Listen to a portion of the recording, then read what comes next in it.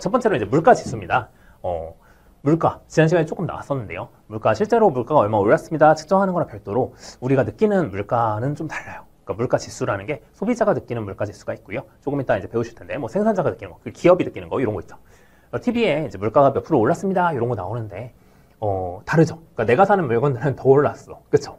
그러니까 여러 가지 이제 어떻게 평가를 하느냐에 따라서 물가를 이제 측정할 수가 있는데, 내가 사는 거는 더 많이 올랐다. 그래서 느끼는 게 각자 다르기 때문에 여러 가지 지수를 측정한다.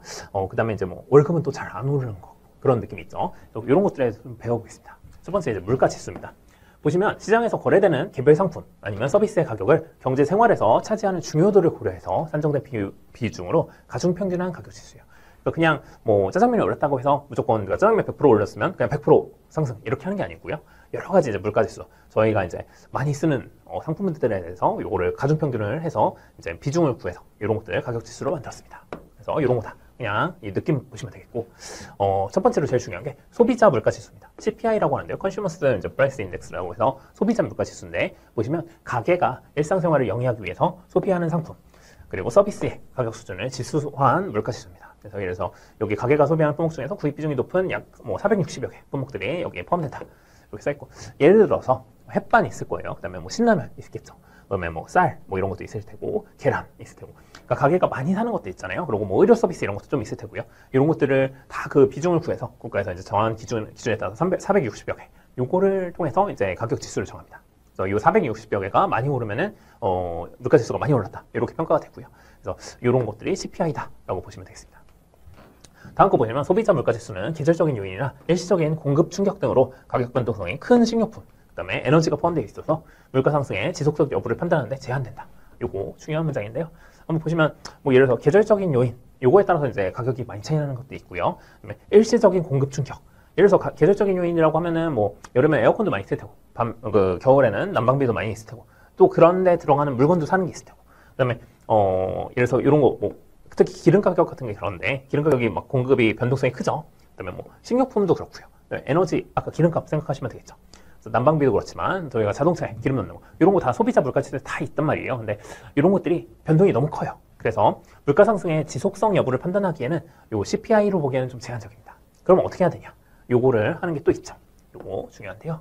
물가의 장기 추이나 지속성을 파악하기 위해서 근원 물가 지수, 코어 CPI라는 걸 사용합니다. 그래서 요거 중요하다. 그래서 근원 물가 지수, 코어 CPI는 물가의 장기 추이나 지속성을 파악하기 위해서 요거에 사용된다. 그래서 밑에 코어 CPI가 뭔지 나와 있죠. 근원 물가 지수, 소비자 물가 지수에 포함되는 품목 중에서 식료품과 에너지 관련 품목을 제외했어요. 그러니까 나머지는 그대로 두는데 요거는 너무 그 변화가 크다 그거죠. 그래서 에너지랑 식료품 요거는 이제 뺐어요.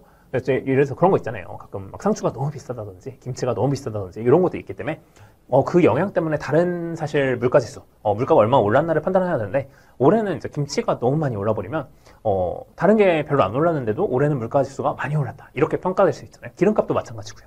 그렇기 때문에 요거를 이제 빼고서 계산한다. 요거 빼고 계산하는 게 근원 물가 지수다. 요거 중요합니다. 근원 물가 지수. 그래서 물가의 장기 추이나 지속성을 파악하기 위해서는 CPI 쓰면 안 된다. 근원 물가 지수 써야 된다. 이렇게 보시면 되겠습니다. 근원 물가 지수는 영어로 코어 CPI라고도 한다. 이렇게 보시면 되겠습니다. 넘어가겠습니다. 첫 번째로 이제 소비자 물가 지수를 배웠어요. 두 번째는 생산자 물가 지수입니다. PPI. 국내 생산자가요, 생산한 상품 및 서비스를 종합적인 가격 수준을 지수화한 물가 지수입니다. 그래서 가격 변동을 측정하는 용도뿐만 아니라 경기 동향을 판단하는 지표로도 활용됨. 그쵸? 생산자가 많이 생산을 했는지, 적게 생산을 했는지, 이런 거에 따라서 이제 경기가 좋아지는지 나빠지는지도 볼 수 있을 테고요. 생산자 물가 지수는 소비재만 포함되는 소비자 물가 지수와 달리 소비재뿐만 아니라 생산 과정에서 투입하는 원재료, 뭐 중간재, 이런 자본재를 포함해서 산출한다. 예를 들어서 공장에서도 뭐 하겠지만 건설회사 이러면 건설 자재 같은 게 오를 수도 있죠. 그런 것도 다 반영이 된다 그거죠. 그래서 뭔가 생산 과정에서 투입되는 원재료라든지 중간재 이런 거, 자본재 이런 것까지 포함해서 산출한다. 조금 다르죠. 그래서 둘 다 고려를 해야겠죠. 가격 변동이 이제 너무 심한 원재료, 중간재, 자본재 등이 포함되어 소비자 물가 지수보다 변동이 심하대요. 당연하겠죠. 소비자 물가 지수는 아까 심하다는 정도가 그냥 이제 그 식료품 아니면 이제 기름값 이런 거였네. 에너지 가격 관련된 거였는데 생산자 물가 지수는 어떻게 써요? 굉장히 심하죠.